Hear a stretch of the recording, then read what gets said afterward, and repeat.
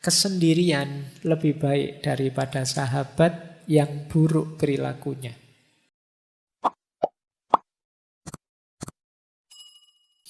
Assalamualaikum warahmatullahi wabarakatuh.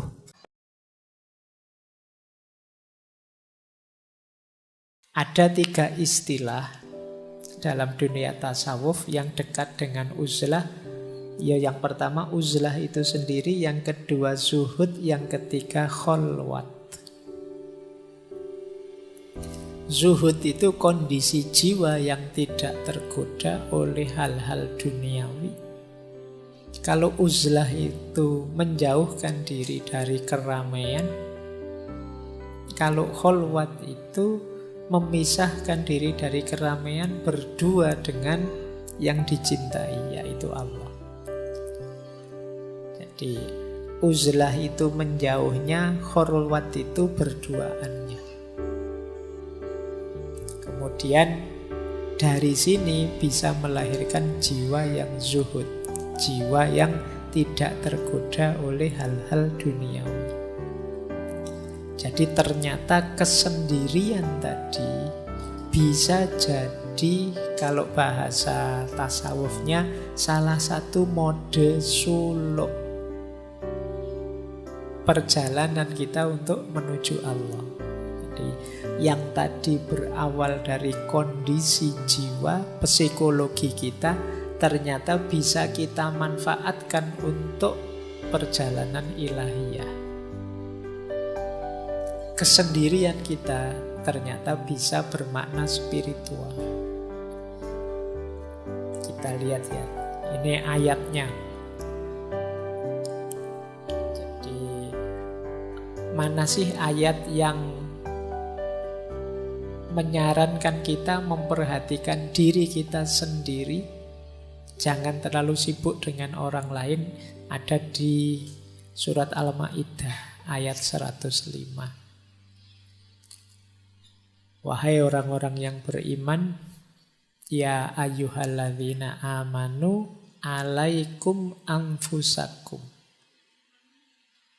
Alaikum anfusakum itu ya atas diri kalian, jiwa-jiwa kalian diri. Maksudnya apa? Perhatikanlah diri kalian sendiri. La yadurrukum man dhalla idza tadaitum. Tidak mungkin bisa membahayakanmu, mencelakakanmu orang-orang yang sesat kalau kalian sudah mendapat petunjuk. Berarti apa? Tadi jiwa kita ini ayo kita bawa untuk memperoleh hidayah, memperoleh petunjuknya Tuhan. Kalau sudah sampai level itu, tidak akan yang ada yang bisa menggoda kita, membahayakan kita. Jangan lupa, ilallahi marji'ukum jami'an. Kepada Allah lah kalian semua akan kembali. Fayunabbi'ukum bima kuntum ta'malun. Yang saat kembali nanti akan diberitahu kalian apa saja yang sudah kalian kerjakan. Jadi ayat ini menegaskan keutamaan ayo memperhatikan diri kita sendiri dulu, sendirian dulu, sampai kita kuat, sehingga tidak ada yang bisa menggoda kita, membahayakan kita, karena kita sudah mendapat petunjuk ilahiyah. Ini biasanya dipakai dalil uzlah. Boleh dicek nanti di Ihya-nya Imam Ghazali. Ini loh keutamaannya uzlah, keutamaannya sendirian. Ya, uzlah di sini boleh kalian ganti kesendirian, boleh kalian ganti jomblo, boleh kalian. Jadi kalau ada tanya, ini keutamaannya sendiri. Yang pertama apa? Ada kesempatan lebih banyak untuk beribadah dan bertafakkur. Tentu saja kalau banyak teman terus-terusan bareng orang lain, kesempatan ibadahnya kan bukan tidak ada, tapi terbatas. Untuk bertafakkur juga sulit fokus kalau banyak orang di sekeliling kita. Maka sendirian itu nikmat. Jadi kalau teman-teman nanti pulang dari kos-kosan, ya Allah di kamar kos ini sendirian, itu berarti nikmat. Alhamdulillah sendirian. Coba ada teman, aku repot ini harus melayani teman.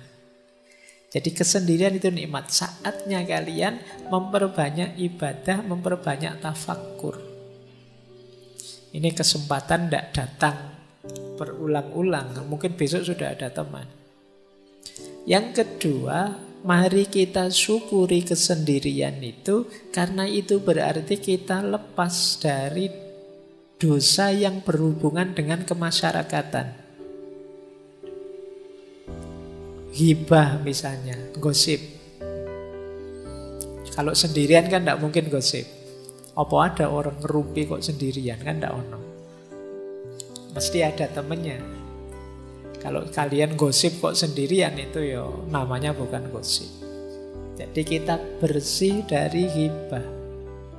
Kemudian yang kedua, kita tidak kena amanat amar ma'ruf nahi mungkar. Kan kita itu wajib beramar ma'ruf nahi mungkar. Wahai orang-orang, ayo menuju kebaikan, ayo sholat, ayo. Kalau nggak ada orang lain kan ini nggak ada perintahnya untuk mau amar ma'ruf ke siapa, nggak ada orang lain. Yo, kita bebas dari ini. Tapi kalau banyak orang, kita ada amanat untuk amar ma'ruf nahi mungkar. Ini sebenarnya saya ambil dari Ikhya. Yang ketiga, riya. Kita pamer itu kan pada orang lain. Kalau tidak ada orangnya kita tidak pamer. Sedang sendirian saja kan kita tidak pamer. Kalau mau keluar ketemu orang kan kita pamer, kita dandan lah, kita apalah. Tapi kalau pas sendirian kan tidak. Terus yang keempat, kita terlindungi dari perilaku-perilaku buruk. Mengumpat, memfitnah, mencela. Tidak ada orang lain. Loh, paling tidak kan kita selamat dari 4 ini. Jadi teman-teman jangan mengeluh, jangan protes, jangan sedih kalau oleh Allah ditakdir jomblo abadi lama sekali. Kok tidak ada teman, ya Allah, tidak apa-apa. Itu kesempatan kita diberi fasilitas bebas dari dosa-dosa kemasyarakatan. Jadi alhamdulillah, itu kan gitu. Jadi ini utamanya uzlah, menjauh sebentar, dalam kesendirian kita mendekat pada Allah. Kemudian membebaskan diri kita dari pertengkaran dan perselisihan. Ya tidak mungkin gegeran wong kita sendirian. Juga menyelamatkan kita dari ngobrol yang tidak ada gunanya. Basa-basi yang sia-sia, menghabiskan waktu saja. Jadi kalau tidak ada orang lain kan kita tidak mungkin ngobrol yang aneh-aneh, ya sudah. Apa-apa ya to the point saja, sudah sesuai yang kita inginkan. Ya kalau mau ibadah ya ibadah, mau tafakur ya tafakur. Kemudian untungnya uzlah juga ya menyelamatkan diri dari gangguan dan godaan orang lain. Sekitar kita ini kan banyak sekali godaan demi godaan. Kalau kita pas sendirian paling tidak selamat lah. Tidak ada godaan. Kalau pas bareng-bareng gini kan godaannya banyak. Kalian misalnya ngelirik, wah HP-nya baru, HP-ku kalah, ini sembunyiin aja. Ini kapan ya aku bisa beli HP baru? Tadi nggak mikir gitu, sekarang jadi mikir itu. Waduh, temanku sekarang sudah sukses, kapan ya aku suksesnya? Tadi nggak mikir itu, sekarang mikir itu. Wah, temanku pasangannya kok cakep, aku kapan ya dapet? Itu karena berinteraksi. Jadi ada untungnya ternyata kita uzlah, menjauh. Kemudian yang kelima, putusnya harapan orang banyak atas kita dan harapan kita atas orang banyak. Karena kita agak terpisah dari mereka, ya orang banyak tidak lagi berharap pada kita. Kita juga tidak berharap pada mereka. Bukan berarti jelek berharap pada orang lain atau kita jadi tumpuan harapan orang lain. Tapi kadang-kadang kalau lupa batas seperti yang saya jelaskan di depan tadi, ini bisa jadi sumber kesedihan, sumber stres. Orang lain berharap kita itu ya wong mahasiswa, mbok yo hidup yang tertib. Kalau adzan ya ke masjid. Kalau itu kan mungkin orang lain berharap itu dan kita tertekan dengan itu. Kita juga berharap masyarakat itu mbok ya begini begitu. Tapi begitu kita uzlah, harapan-harapan yang macam-macam tadi sudah tidak ada. Wong kita tidak lagi berinteraksi dengan mereka. Jangan lupa uzlah ini bukan berarti untuk selamanya kita berpisah dengan masyarakat. Uzlah ini lebih pada melatih jiwa kita, melatih diri kita agar tidak mudah tergoda, agar kuat. Pada saatnya mungkin kembali ke tengah masyarakat kita sudah kuat. Jadi uzlah ini ada yang pakai istilah bagian dari riyadhah, latihan, melatih jiwa. Ketika kita uzlah, kita tidak banyak berharap pada masyarakat, kita lebih bersandar pada Allah. Ya nanti setelah kembali ke masyarakat kita juga begitu. Ketika kita uzlah, kita bisa fokus memperbanyak ibadah dan tafakkur, tidak tergoda oleh kesibukan di sekeliling. Ya nanti saat kembali juga masih begitu. Itu gunanya uzlah. Jadi riyadhah, latihan, melatih jiwa kita. Kemudian kalau itu orangnya bodoh, tidak pinter kayak kita semua ini, uzlah itu menyelamatkan orang lain selamat dari kebodohan kita. Dan kita juga selamat dari bodohnya orang lain. Nah, jadi ini keutamaan-keutamaannya uzlah, hidup sendirian. Ini bisa kalian cari keutamaan-keutamaan ini dalam Ihya Ulumuddinnya Imam Ghazali. Saya banyak ambil dari sana. Meskipun nanti di situ ada banyak uraian kapan kita harusnya uzlah, kapan kita membaur di tengah masyarakat. Tapi itu mungkin lengkapnya kita jelaskan minggu depan. Tapi malam hari ini kita sadari dulu bahwa ternyata kesendirian itu indah, kesendirian itu positif, kesendirian itu bisa membuahkan banyak manfaat untuk hidup kita. Nah, ini menarik. Saya tadi buka Ihya, tadi ketemu hadis yang mengindikasikan Rasulullah menyuruh kita uzlah kalau situasinya seperti ini. Saya bacakan ya. Rasulullah Shallallahu Alaihi Wasallam bersabda, ini hadis dalam Ihya. Apabila engkau menyaksikan manusia mengingkari janji dan amanah yang dipercayakan kepada mereka, dan apabila kemudian mereka menjadi begini itu Rasulullah memasukkan jari satu ke jari yang lain. Maksudnya apa? Konflik terus, gegeran terus. Mereka sibuk dengan pertengkaran dan perselisihan. Kemudian seorang sahabat bertanya, lalu apa yang harus kami lakukan ya Rasulullah? Beliau menjawab, tetaplah kalian berada di rumah kalian, jaga lidahmu baik-baik, dan ambil apa yang kalian ketahui dan tinggalkan apa yang tidak kalian ketahui. Karena itu tetap sibuklah dengan urusan kalian sendiri dan tinggalkan urusan orang banyak. Hadis ini menarik ya. Jadi kalau situasinya orang yang diberi amanah kok terus banyak yang khianat, kemudian masyarakat secara umum sukanya kok konflik, gegeran aja. Saatnya kita nyari selamat untuk diri kita sendiri. ambil jarak, uzlah. Jadi ini hadis ini nuntun kita untuk tidak tenggelam dalam situasi masyarakat ketika situasi masyarakat itu menurut kita negatif. Menarik diri. Karena kita mesti, kalau kita terjun ke sana, kita pasti terpengaruh. Ini yang disebut uzlah. Ya silahkan teman-teman membaca situasi. Mungkin di masa yang akan datang ketemu situasi seperti ini, ya selamatkan diri kita sendiri lebih dulu. Dengan cara ini tadi, uzlah.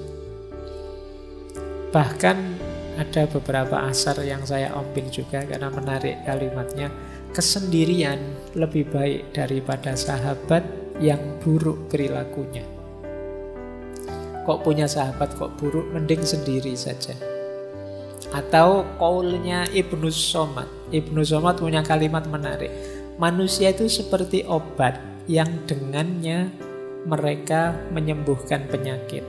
Namun manusia masa kini telah berubah menjadi penyakit yang tidak lagi ada penawarnya. Karena itu larilah dari manusia banyak sebagaimana kalian lari dari singa. Ini juga anjuran untuk uzlah. Ya memang kita memerlukan orang lain. Manusia itu seperti obat bagi kekurangan kita. Tapi hari ini banyak manusia yang bukan obat tapi penyakit itu sendiri. Orang baik-baik ketika berinteraksi dengan orang lain jadi ketularan jahat. Nah, kalau situasinya seperti ini ya jauhi saja mereka. Uzlahlah, menjauhlah. Rasulullah itu ketika sadar kondisi masyarakatnya yang jahiliyah, yang kacau, yang lupa pada Tuhan dan lain sebagainya, ya beliau uzlah. Merenungi kondisi masyarakatnya. Jadi ini tuntunan-tuntunan untuk kita beruzlah, menjauh dari keramaian ketika situasinya memungkinkan. Jadi dari sini kelihatan ternyata ya menyendiri, menciptakan kesendirian untuk hidup kita itu kalau momennya tepat justru itu adalah sesuatu yang dianjurkan, mulia dan utama. Makanya sejak awal tadi saya bilang cari situasi yang pas ya, cari kondisi yang pas. Baik, terakhir ini satu kalimat menarik. Mungkin teman-teman pernah dengar kalimat eagle flies alone. Great eagles fly alone. Great lion hunt alone. Great souls walk alone. Alone with God. Burung elang yang hebat itu terbangnya sendirian. Singa yang hebat juga berburu sendirian. Jiwa yang hebat berjalan sendirian. Tapi sendirian bersama Tuhan. Dari kalimat ini mungkin bisa jadi rangkuman semua yang di depan tadi, bahwa kesendirian itu hebat kalau rumus dan dosisnya tepat. Tapi kalau rumus dan dosisnya meleset, dia akan membuahkan kesepian, dia akan membuahkan tekanan, stres yang merusak hidup kita. Maka pinter-pinterlah kita mencari formula yang tepat untuk meletakkan kapan aku harus sendiri, kapan aku harus berbaur.